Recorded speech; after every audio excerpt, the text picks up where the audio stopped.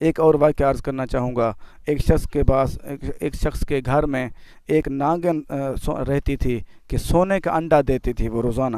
وہ خوش ہوتا کہ میرے پاس دولت آ رہی ہے، سونے کا انڈا آ رہا ہے۔ کچھ عرصہ وہ دیتی رہی۔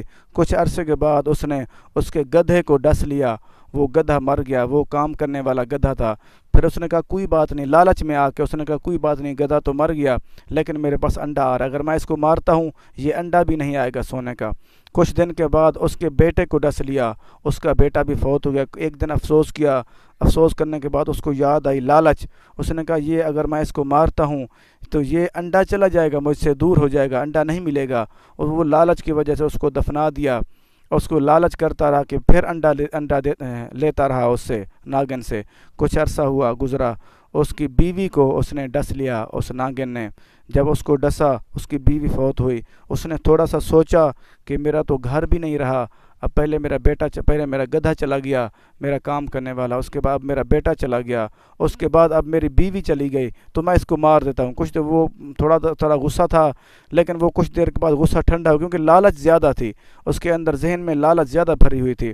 پھر اس نے کہا کوئی بات نہیں یار، چلو انڈا تو آ رہا ہے۔ کچھ عرصے کے بعد وہ انڈا بھی آنا بند ہو گیا، وہ ناگن بھی گم ہو گئی۔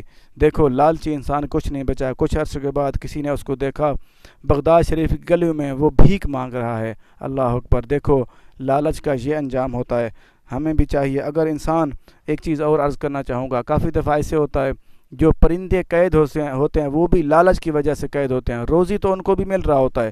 جو جانور، شیر، جنگل کا بادشاہ شیر، وہ بھی قید اسی وجہ سے ہوتا ہے، لالچ کی وجہ سے۔ کچھ اس کو کھانے کی ڈالتے ہیں، وہ کھانے میں جاتا ہے، کھانے کے لیے اس کو قید کر لیا جاتا ہے۔ جب یہ پرندے قید ہوتے ہیں اس وقت بھی یہ لالچ کی وجہ سے قید ہوتے ہیں۔ ہمیں بھی چاہیے یہ لالچ سے بچیں، اللہ تعالیٰ سے معافی مانگیں کہ ہمیں اللہ تعالیٰ کی ذات لالچ سے بچائے۔